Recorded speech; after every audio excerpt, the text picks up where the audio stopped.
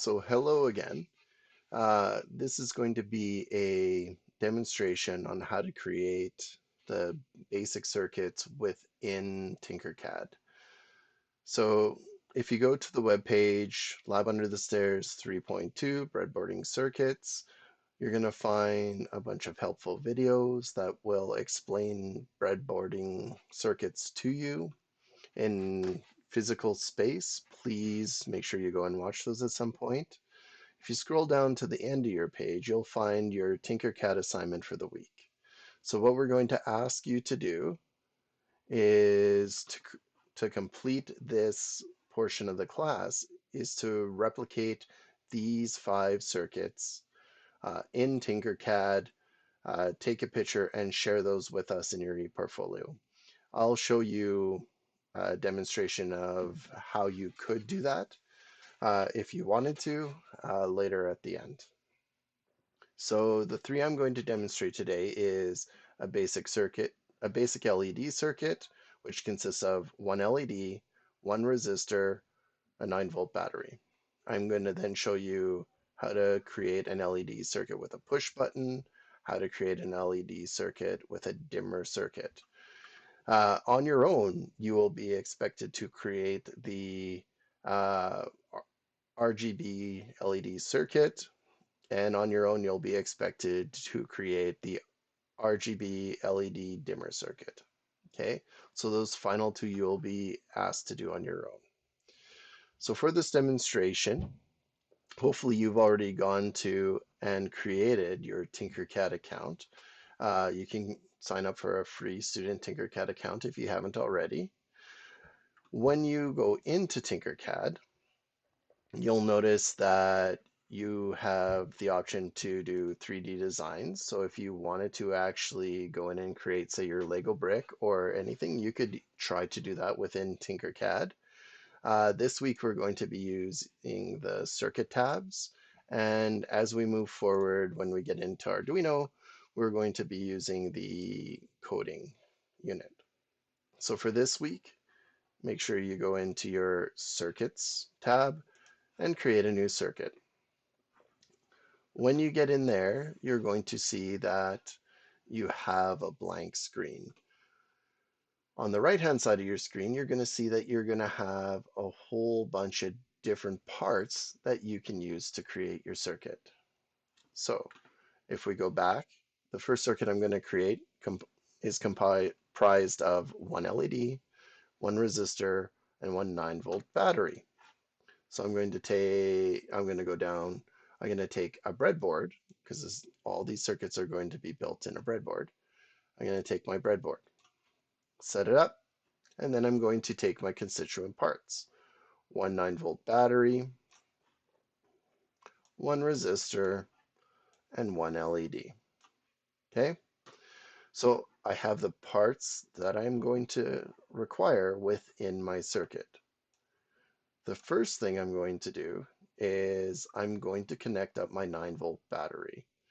So in this, we can create wires, or what would be wires in real life, by clicking on a terminal point and connecting it to another terminal point.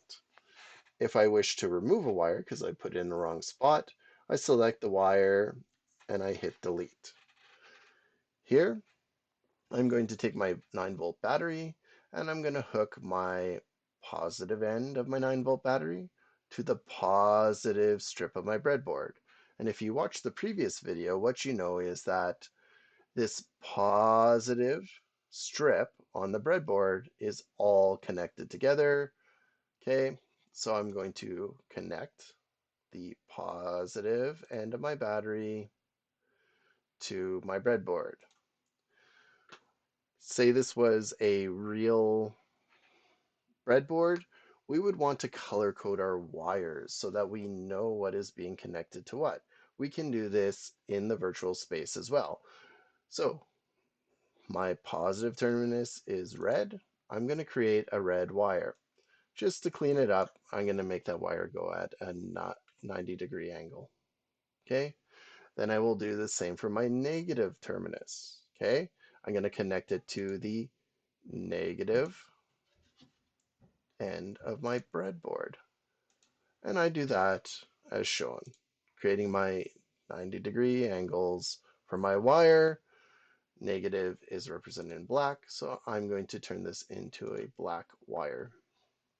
Okay, so I've now connected my battery to my breadboard. I've connected the positive terminal to the positive strip on my breadboard. Okay, next I'm going to take my resistor and I'm going to connect it. Now, what you need to know about the breadboard, as covered previously, is that each of these strips, okay, is connected by a metal wire. Okay.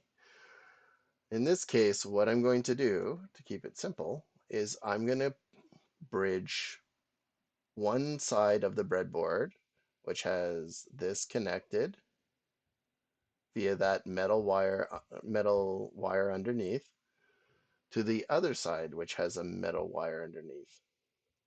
If you need to see what this looks like in real life, please go to the previous video that was uploaded. So I'm going to take my resistor, I'm going to connect it. Now, I want this circuit to run with 20 milliamps. Okay? The reason why I want this circuit to run with 20 milliamps is because I know that there are thresholds on an LED light. And I want a certain brightness out of my LED light that it corresponds to 20 milliamps of current running through this circuit.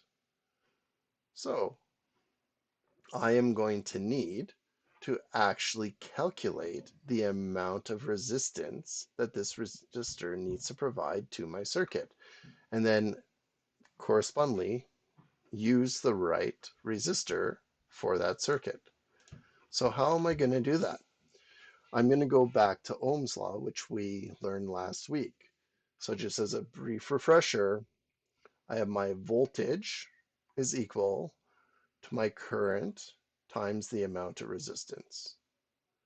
Okay, in this case, I have a 9-volt battery that is going to be equal to the amount of current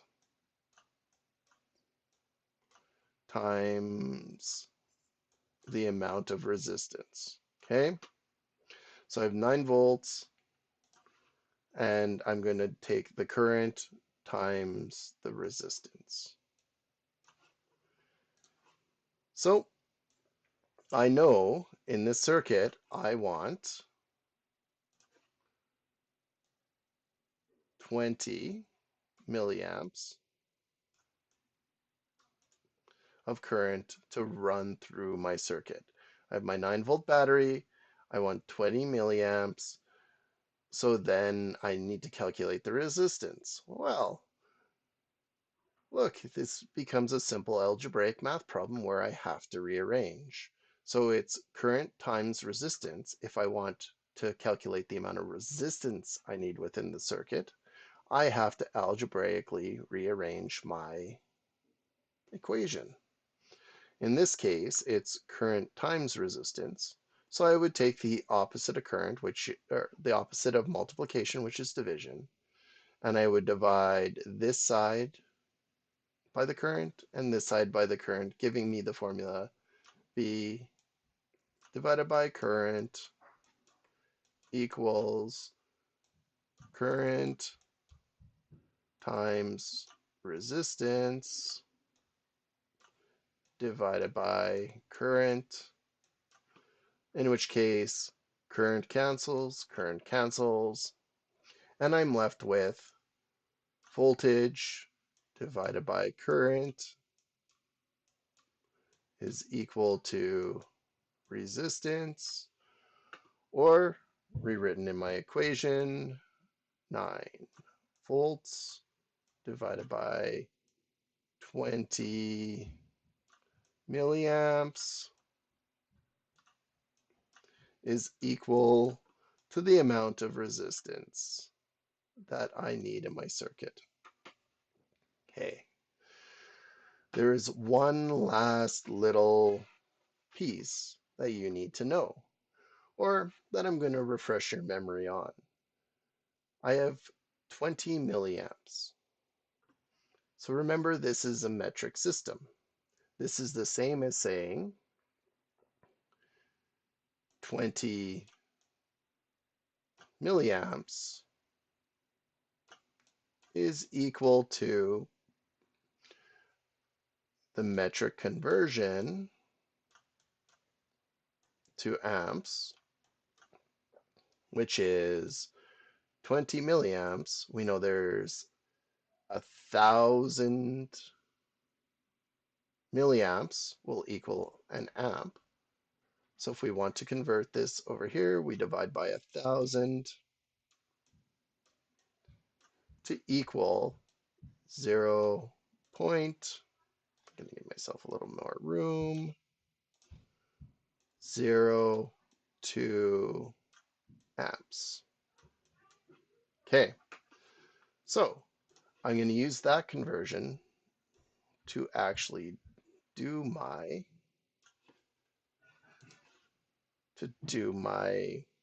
mathematics. So 9 volts divided by 0.2 amps will equal the amount of resistance. Okay, if you do this into a calculator, what you'll find is this will equal 450 ohms. Okay, I need 450 ohms of resistance. Okay, so now I can go back to my Tinkercad circuit. I can click on my resistor.